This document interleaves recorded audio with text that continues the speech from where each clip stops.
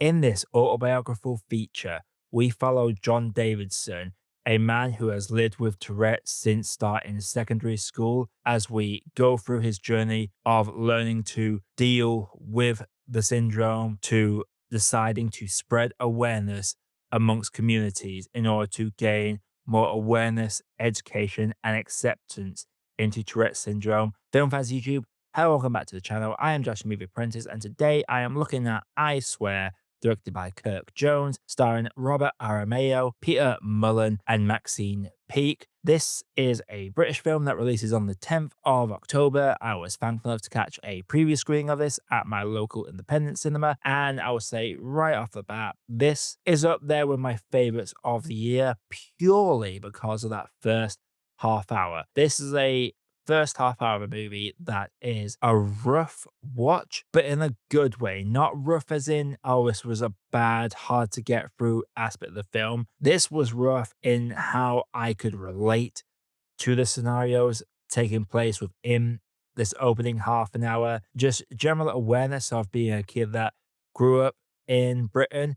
I went to school in the mid 2000s to early 10s, and thanks to being told by my parents and their parents, I'm aware of how brutal punishments used to be in schools prior to my time. So seeing this kid who's perfectly normal quotation marks up until a certain point, and then Tourette syndrome starts to hit him just as he gets into those secondary school years where the punishments get very aggressive, that you knew it was coming. And it's that lack of tolerance of that time period because it was just a syndrome that was not common knowledge at the time. So people are dismissing it as attention seeking, as him acting out. And it is a heavy first half hour, culminating in a way. It reminds me a lot of Next Sohee, this Korean film I watched a couple of years ago at the film festival. Fantastic film, highly recommend it. I'll have to look up if it is streaming anywhere, and I'll pop it in my pinned comment. But that first half hour was just absolutely brilliant. And unfortunately, the rest of the film doesn't quite live up to that early peak. Not to say that the rest of the film is bad per se. I thought this is a very strong film. It definitely has a very strong, powerful, and impactful final act. That first hour is just on a pedestal for me, like a perfect 30-minute short film in a way, just showing the struggles a teenager that's having to deal with this new, relatively unknown disease, and everyone just rejecting him for it and having to go through all the turmoil that comes with it, the bullying, the rejection, the guilt he feels from what his Tourette's causes within his family. I do love how the film goes out of its way to really explain Tourette's to the viewer, to us as an audience. It breaks it down as it's just more than the loud yelling. It will just be like little ticks and twitches and little things like that that make it very difficult for some people to live a normal life. It was a very good job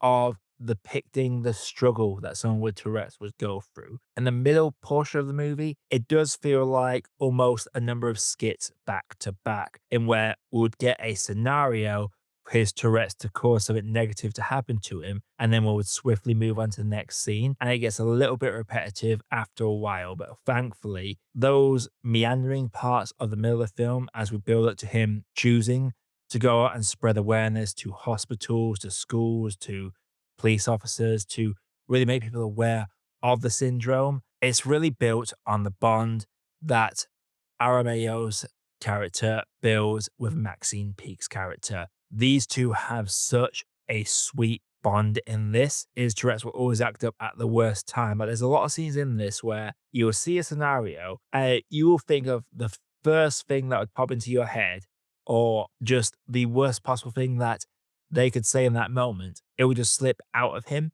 And the film does struggle a little bit at times in finding that balance because it is quite funny at times. And you're kind of conflicted on how to feel because you want to laugh at the absurdity, but at the same time, you are also appalled in yourself because you know what a struggle it is for John to live with this condition. And I felt that element of it was very powerful. It had a very nice message as well, where Maxine Peake's character basically says to him, do not apologize for something you can't help.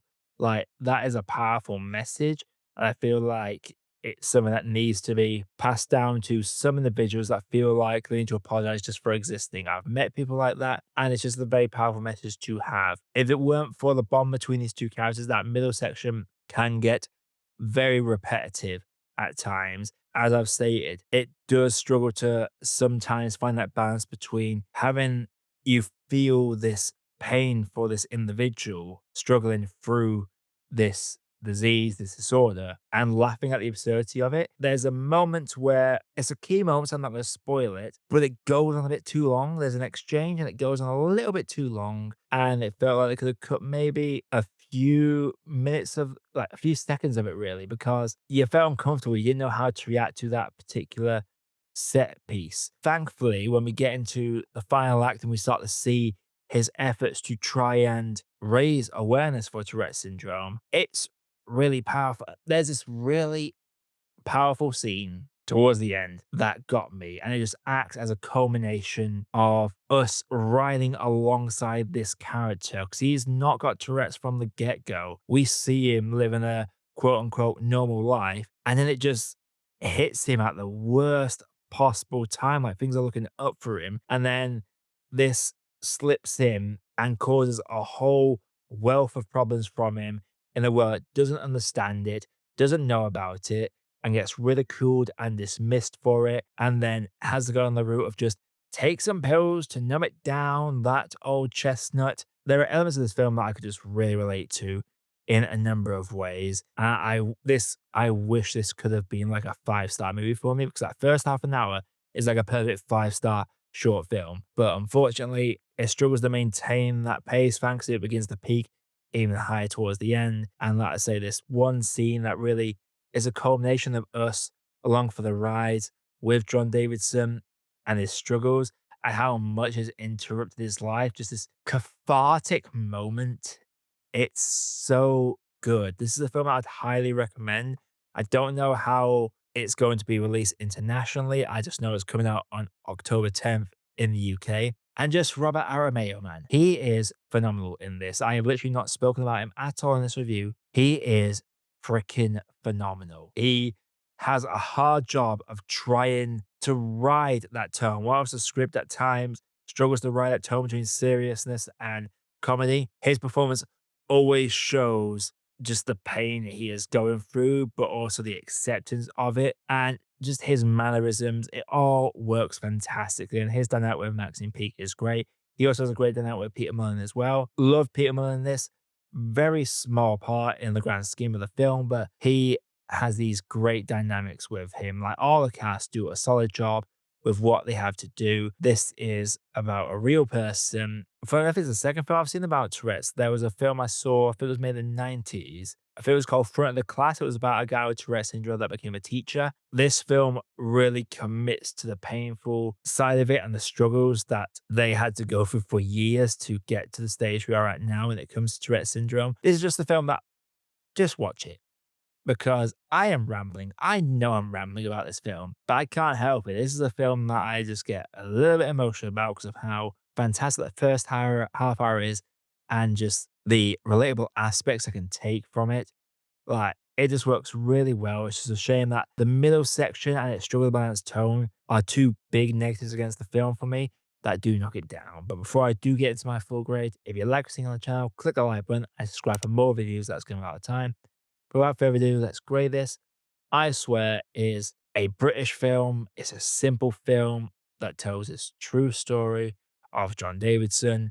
There are elements and scenarios that are put in this that you can't have a question if they did actually happen. They probably didn't. A film that has to film and had stakes to certain scenes to really emphasize the struggle that they have gone through. Honestly, I don't feel like 100% needed, but because it's a film, they have to amp things up ever so slightly. This film does a great job of depicting Tourette's, really educating individuals about Tourette's, and showing the proper way to adapt with people that live with conditions that might make some uncomfortable. It does a very good job of showing the struggle and showing the different responses people can have and the right approach to take.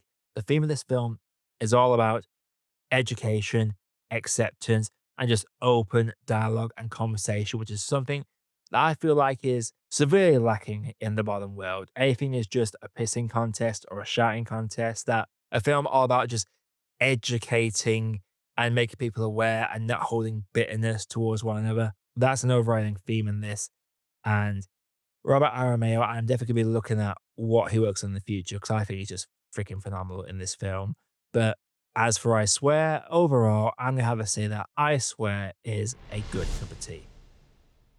So I Swear, have you seen it? If you have, let me put down in the comments below. Don't know what's coming up on the channel. I'm going to be away this weekend for a wedding. I'm actually reviewing, doing a couple of reviews back to back and getting them out while I'm away. But hopefully we'll have some stuff coming out soon. And we have the London Film Festival coming up. So stay tuned for all the quick thoughts and shorts reactions of that as well before I get into my full coverage upon return. Until next time, my name is Josh. I've been Movie Apprentice. And I'll see you all in the next video.